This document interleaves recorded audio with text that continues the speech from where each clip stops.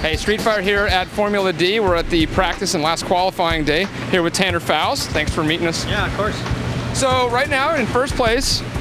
So give us a scoop. You gonna hold on to first place? Well, I don't know. You know, the politically correct answer is that, you know, there's a brutal amount of competition out here. Samuel's he's in the Viper. He's maybe 23 or 22 points behind me, which is the difference between about first and third. So if he wins, I need to get on the podium, is what that means. Then you got Reese, 20 some odd points behind Samuel, putting the pressure on Samuel. And then another 20 points back from Reese is his teammate Daijiro. So it's, I mean, it's a pretty spectacular battle. It's pretty evenly spaced. I just need to make sure that I'm standing on one of the 3 podium boxes at the end of the weekend. This practice has been tough already. I've already hit the wall twice yesterday. With the rear? With the rear, yeah. It's like, you know, what happens is that you get some rubber down on the track. Yeah. And it gets very, very grippy. But all the shavings from the rubber build up against the wall, and there's a distance of about this much, yeah. Just about 8 inches to a foot of just padded rubber powder. And when the car kind of go up, yeah, when the car gets up there, yeah. And it just starts to wisp that stuff out. The tires get on top of it, and it sucks you into the wall hard, and you just have to try to increase the angle really big so that you hit it with the back bumper. How does it pull you into the wall? Well, I mean, all your force is pulling you up the bank. Yeah. And once you start losing grip by floating on top of that powder, gotcha. It feels like it's just grabbed the car and it's pulling you. And all you can do at that point is really increase the angle and just try to let it bounce off the back bumper. Yeah. Otherwise, if you take it in the side of the car, like in the tire, it'll slap the front into the wall too. And yeah, we saw a car get totaled yesterday actually doing that. So this is the ROCKSTAR AEM 350Z, and the heart of any drift car really is in the engine. This is called a VQ35, which is actually the base platform that comes with the 350Z.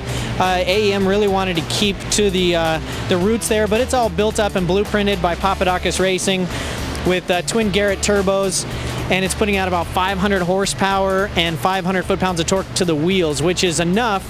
Basically, the minimum in drifting is really to be able to spin the tires in 4th gear, which is about 110 miles an hour wheel speed. Inside the car, though,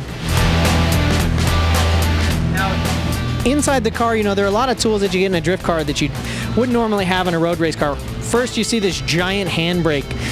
This actually has its own hydraulic lines to its own calipers in the rear. So it's very, very powerful. Even at 100 miles an hour, you can be driving along, turn the wheel, put the clutch in, pull the handbrake, and it locks up the back tires and gets you sideways. We run a stock transmission in the ROCKSTAR car, believe it or not, right out of the Nissan parts truck, and you know, all the AEM gauges and everything obviously help out, but the strongest thing in here that you notice really is all the safety gear.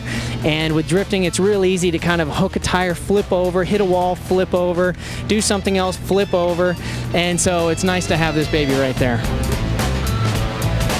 Now the cars, believe it or not, have to be really lightweight. I mean, there are a lot of counterintuitive parts about the car. You think, well, you're drifting, why do you want a lot of traction and why do you want to have a lightweight car? Well, you really need, once you're sideways, to be able to accelerate and put all the power to the ground. That's where you get the control. Even if you're going to spin out, you can accelerate, squat, put grip on the back tires, and that'll keep you from spinning out. It's kind of counterintuitive. So that's why you run the aero, really helps you there, almost like a parachute to keep the car from spinning. A lot of lightweight gear, but probably one of the most important things are the tires, and we run these really sticky Toyos to generate as much forward bite as you possibly can. These are actually very soft. You can almost rip the rubber off and chew it like gum, but it's a very important part of going fast sideways. Big question I have is, why drifting? Why are you attracted to this version, to this sport? Drifting is one of the last motorsports that I know of, where one of the few motorsports where you can get good relationships with sponsors, really without spending much of your own money. And most motorsports, you really have to dig at it for years and years in order to get enough, to get in the limelight enough to really attract sponsors. You get Joe's Drive Shaft Shop, who sponsors you first, and then you kind of work your way up to your dad's buddies. Yeah, you're like, oh man, it'd be nice if we had some stickers on the car, so you get a vinyl sponsor, and they put their own stickers on the car. And it's a never-ending cycle. But with drifting, really, and I was lucky enough to have a lot of practice growing up and teaching ice driving for 8 years to military and stuff like that. I got a lot of practice sideways.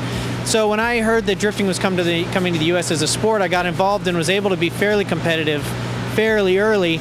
And I did rally racing and I did road racing and I did these other forms of motorsport. But drifting was one where you could take the tools that you had as a driver and actually make money with them. Where most motorsports, that's just not the case. There are a lot of fast guys that are not winning races because they can't afford to. So is this about the money then? Well, at first, let's be honest. At first, as a self-funded racer, you got to make a business at it, and making a living behind the steering wheel is a straight-up business. And there are a lot of aspects you have to diversify in that business in order to really make a living. So, what racing are you most passionate about? Well, like if I said, I'm going to throw you into a car and we're going to go on a track, what would it be? Don't get me wrong, I love doing the drifting. It's super, super fun. Yeah. And it's super challenging. And it's super technical. It's just unbelievably technical. Even when they do films, there are thousands of stunt guys out there, and when they do films like Fast and Furious or even Dukes of Hazzard, they really had to come to the competitive drifting world to get drivers to do that stuff.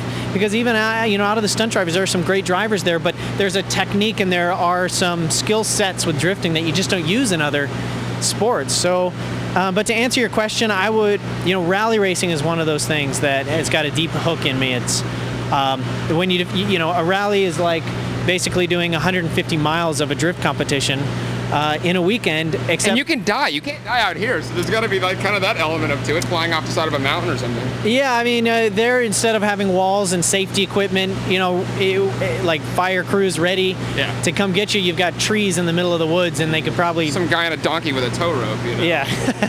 I've been talking about getting into core racing for a while. I'd love to do it again. It's a business, so it's a matter of putting the deal together.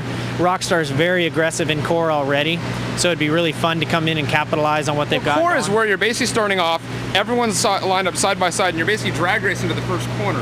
If I remember correctly, is that? It's kind of like rally racing. It's carrying momentum with a variety of surfaces. There's not a lot of practice time, so you really have to read the tracks quick. Yeah. But you do the same couple-mile loop over and over, and so you can learn where the grip is, how to take certain jumps, what speed to take certain jumps, and the jumps are huge. Which is something I'm not used to, so I'm looking forward to, and carrying momentum. So I really like that aspect of it. I just want to try something new and keep it going. I'm competing with my friends constantly. Reese and Samuel are some of my oldest friends, and once the helmet goes on, I don't want them to get hurt, but if they have something go wrong with the car, it's kind of like more power to our team. But and that kind of competitive friendships is a tension that makes people do things that they normally wouldn't do, and so we end up virtually trying to kill each other, even though we really get along. Dude, I'd kill my friends out there. I'd put one of my buddies into the wall in a heartbeat. Well, Tanner, thank you very much for chatting with us today. Absolutely, and, my pleasure. Good luck. Thanks. You don't need it. You're in first place. Just keep doing what you're doing. No, you always need luck. I need the luck. But thank you very much.